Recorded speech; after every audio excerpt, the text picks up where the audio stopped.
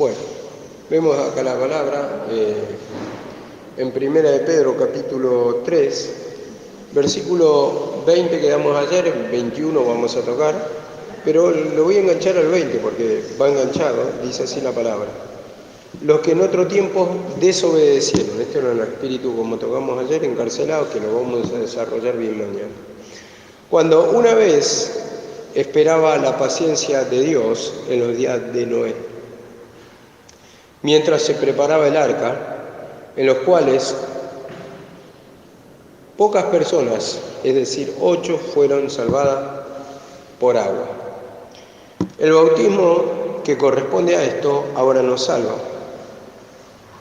no quitando las inmundicias de la carne, sino como la aspiración de una buena conciencia hacia Dios por la resurrección de Jesucristo. Vemos acá la palabra, dice que fueron salvados de las aguas, como dice acá la palabra también en el 21, el bautismo que corresponde, esto ahora nos salva.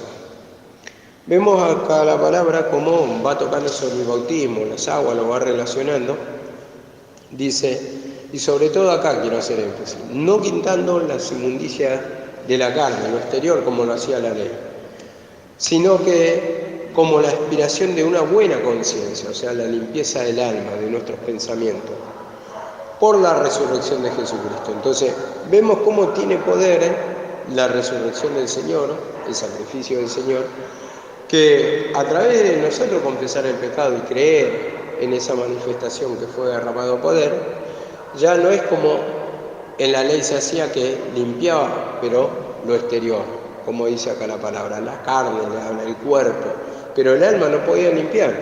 En cambio, vemos acá la palabra que justamente con la resurrección del Señor, su sacrificio, nos limpia la conciencia. Entonces, a eso es lo que estamos aspirando, una buena conciencia hacia Dios, tener el alma limpia para poder tener contacto y para presentarnos delante de Él limpio y sin mancha, como dice la palabra, por la resurrección de Jesucristo. Entonces, esto se logra solamente la limpieza del alma a través de la fe en su resurrección, digo, ¿no? Porque volvemos a tocar siempre. Cuando no tenemos fe en la resurrección, entonces ahí es cuando empezamos a buscar nuestras maneras de cambio, nuestra manera de conducirnos. ¿Por qué? Porque no creemos que en ese sacrificio fue derramado poder, y entonces a partir de ahí es que ya no podemos decir que es fe, sino que es una manera de hombre, como muchas veces buscamos, ¿no? Y dice así la palabra en Hechos 2:41, vamos a tocar y vamos a explicarlo rápidamente. Dice así la palabra, esto Pedro le hablaba a los judíos. Entonces los que habían recibido su palabra fueron bautizados y se añadieron aquel día como 3.000 almas. Dice, los que habían recibido su palabra. Entonces vemos que escucharon la palabra sobre el Mesías, sobre Jesucristo de parte de Pedro. Y dice, los que habían recibido fueron bautizados. Entonces, ¿qué es lo que te está mostrando acá? Los que creen en la palabra, entonces, como dice, fueron bautizados, entonces pasaron de muerte a vida, porque ¿qué significa el bautismo? Muerte y resurrección. Muerte y resurrección, ¿por qué? Porque vos cuando te bautizan, en ese tiempo lo bautizaban en el río, entonces sumergían el cuerpo completamente. Entonces, figura de la muerte de Jesucristo, y cuando sale es figura de la resurrección, entonces sale renovado, entonces muere la vieja esencia y sale a una nueva esencia, renace. Entonces eso es lo que hace básicamente la palabra de nosotros, muere esa vieja esencia de engaño, de razonamiento, de vivir a nuestra manera o actuar de nuestra manera para poder cambiando los pensamientos, y entonces regenera, entonces hace nuevos los pensamientos. ¿Cuándo qué? Cuando le vamos pidiendo perdón, entonces tenemos una nueva forma de pensar, nos liberta de la antigua forma de actuar. ¿Pero por qué? Porque tenemos una convicción por la palabra y cuando recibimos la palabra del Señor. Entonces ahí es que tenemos que trabajar nuestra incredulidad en el sentido de pedir perdón para que cambie o nos convenza de pecado. Pecado, ¿por qué digo pecado? ¿Qué quiere decir pecado? error, ¿no?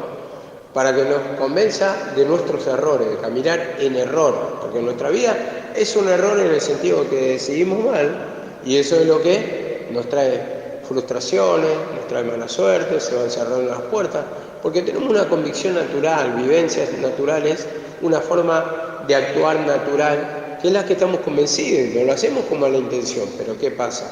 Cuando recibimos perjuicio, ahí es que justamente esto nos hace pensar, ¿estoy actuando bien? ¿Estoy actuando como corresponde? Y muchas veces, yo no sé si ustedes se han planteado así.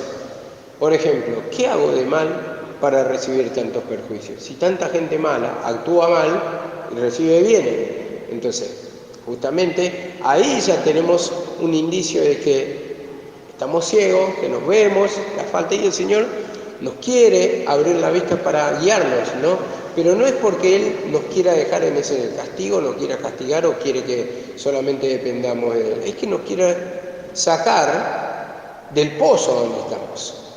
Como dice, pozo de desesperación, de donde estamos trancados en nuestro camino. Entonces, quiere sacar de ese error, ¿para qué? Extiende la mano como una ayuda. ¿Para qué? Para que tengamos la bendición. Y dice también en Romanos, acá vamos a aclarar una cosita también, dice 6.3, Romanos 6.3, ¿no sabéis que todos los que hemos sido bautizados en Cristo Jesús, hemos sido bautizados en su muerte? Entonces había una figura como natural antes, ¿no? Pero dice, fuimos bautizados en su muerte, o sea, fuimos bautizados cuando está diciendo en su muerte, o por la muerte de Jesucristo fuimos sepultados. Entonces dice acá la palabra, y lo voy a explicar, porque somos sepultados, dice, juntamente con Él para muerte por el bautismo, a fin de que como Cristo resucitó de los muertos, así también nosotros andemos en nueva vida. Entonces, como Cristo resucitó, así también nosotros, y en su muerte fuimos, dice la palabra, en su muerte fuimos sepultados. Entonces, cuando yo creo en su muerte y su resurrección, lo que hizo, la obra, entonces así también me estoy identificando de la misma manera con Cristo. Pido perdón, ¿para qué? Para que muera esa vieja esencia y renazca la nueva, como dice acá la palabra. Fuimos sepultados, dice, hemos sido bautizados con Cristo en su muerte, así también, porque somos sepultados juntamente con Él para muerte por el bautismo. Como Cristo Jesús resucitó de los muertos, así también nosotros. Porque si somos sepultados, entonces, ¿de qué manera fue sepultado o de qué manera venció al enemigo el Señor?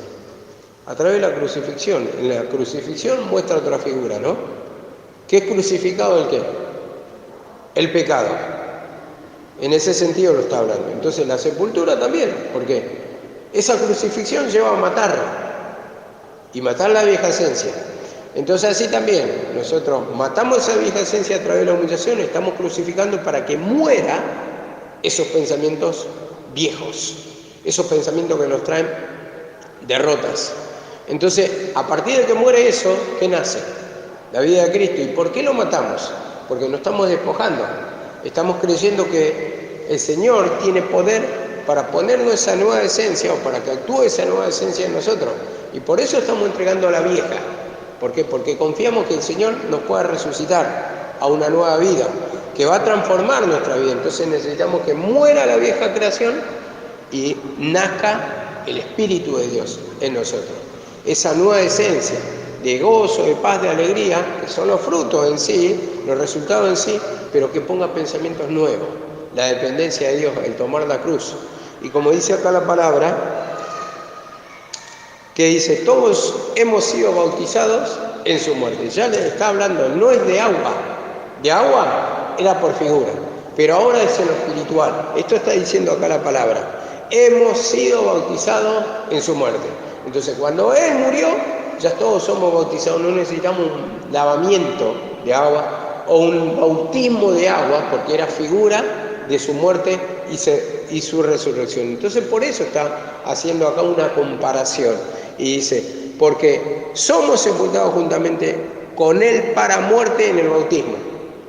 Dice, entonces en esa figura se cumple, juntamente con Él.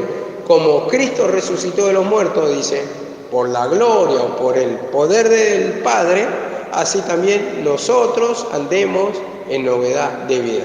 Entonces vemos que Él resucitó por el poder del Padre, y así también nosotros, de la misma manera, por el poder de Dios Padre, tenemos que resucitar.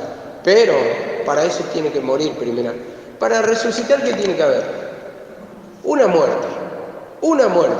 Entonces, así también tenemos que matar la vieja esencia. ¿Para qué?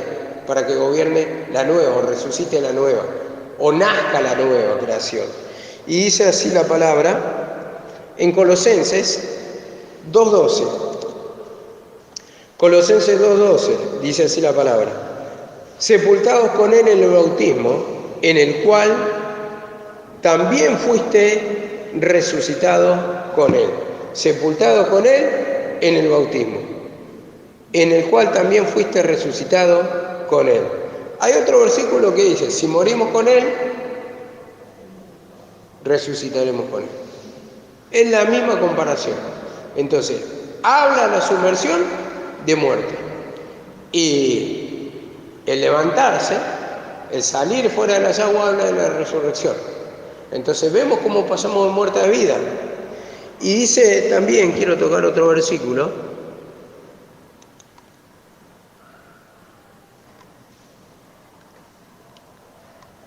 Tito 3:3.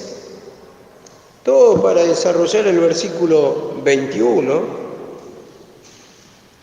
Dice así la palabra: porque nosotros también éramos en otro tiempo insensatos, rebeldes, y empieza a dar toda la lista de pecados. En el 4 dice, pero cuando se manifestó la bondad de Dios, nuestro Salvador, dice en el 5, nos salvó, y dice, no por obras, sino por su misericordia, porque tuvo compasión de nosotros. Y dice acá, por el lavamiento de la regeneración. Lavamiento de la regeneración. ¿Qué quiere decir regeneración? Hacer nuevo, regenerar. Y dice, y por la renovación o hacer nuevo también, en el Espíritu de Dios. ¿Y qué hace nuevo? Nuestra vida, nuestra forma de pensar, nuestra forma de actuar, nuestra forma de vivir. Y dice así la palabra, por la renovación del Espíritu Santo, el cual derramó en nosotros abundantemente por Jesucristo nuestro Salvador, por el lavamiento. Entonces esa agua, ¿qué representa también? Representa el lavamiento, la sumersión. Nosotros nos sumergimos en la palabra, ¿y qué hace? Nos limpia de toda conciencia mala. Y en este sentido hay una limpieza. Y vemos acá la palabra, dice, por la regeneración y renovación. Entonces cuando nos sumergimos, como Ezequiel cuando le dice, que entró primeramente hasta los tobillos, ¿no? Después hasta las rodillas, los lomos, y después a nado. Entonces, vemos que así también, hermano, nosotros nos tenemos que sumergir en la palabra. ¿Para qué? Para que muera esa vieja esencia y nazca la nueva. Cuando Pedro, en Juan 21, oyó que era el Señor, el que estaba con ellos, lo reconoció, ¿qué hizo? Dice que se tiró a las aguas, se zambulló a las aguas. Es figura que cuando vos tenés un discernimiento, que el Señor te está hablando, ahí es que te lleva al arrepentimiento y a experimentar el poder de Dios, a zambullirte. O sea, dice, muerte y resurrección, el salir. Salir con pensamientos nuevos, con pensamientos puros, pero según la palabra. Y dice así la palabra también, en Hebreos 10:22 dice esto: acerquémonos con corazón sincero, sin fingimiento, eso está diciendo. Que abramos todo nuestro pensamiento, todo lo que tenemos adentro. Y dice así: en plena certidumbre de fe, o sea, con fe, teniendo nuestro corazón purificado de mala conciencia, limpio de mala conciencia, y nuestro cuerpo lavado con agua pura, o sea, lavado con agua pura, nuestro cuerpo lavado con agua pura. Entonces, vemos acá la palabra, nuestro corazón purificado, dice. Y lo que se tiene que purificar es el alma, nuestro pensamiento, no solamente de la carne. Por eso dice, nuestro corazón. Antes de la ley, ¿cómo se hacía? El lavamiento, pero ¿qué limpiaba? La carne, dice. Y lo vamos a tocar en Hebreos 9:14. Hebreos 9:14, acá está. Dice así la palabra, 9:13 y 14. Porque si la sangre de toros y de los machos cabríos y la ceniza de becerro rociadas a los inmundos santificaban para la purificación ¿de qué? De la carne. Eso es lo que hacía la ley. Una purificación exterior simplemente, una figura simplemente. Pero dice, ¿cuánto más la sangre de Cristo? Y voy a leer la segunda parte. Limpiará vuestras conciencias de obras muertas. Limpiará vuestra conciencia. ¿Qué te está diciendo? Los pensamientos. Los pensamientos purificados, limpios. Tu alma misma, dice, ¿cuánto más la sangre de Cristo? Si antes en la figura simplemente era lo exterior, ahora interiormente a través del sacrificio de Cristo. La sangre de Cristo está diciendo por eso. La sangre, ¿por qué dice la sangre? Porque hubo un derramamiento en ese sacrificio. Entonces, cuando yo tengo fe o creo que Cristo fue nuestro Salvador y le pido perdón, ¿por qué? Porque ese Salvador me va a salvar cuando yo creo que necesito al Salvador.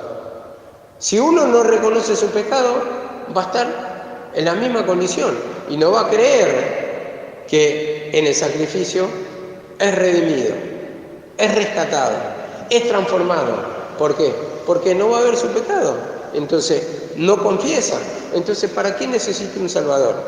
Pero un Salvador es el que reconoce que necesita, digamos, un Salvador lo necesita una persona pecadora, una persona que está mal, que se siente mal, que reconoce su pecado y que sabe que mediante él solo, con sus armas, con su forma de pensar, no puede salir adelante y que necesita el Salvador. Entonces, para eso operó el poder de Cristo. Él dice que no vino a los sanos, sino a los enfermos. Dice, los sanos no tienen necesidad de médico. Entonces, en ese sentido tenemos que reconocer una enfermedad que nos hace mal, que nos lleva a la muerte, que es permanente y que nos trae toda clase de mal, que significa el pecado, el error, el caminar sin la presencia de Dios.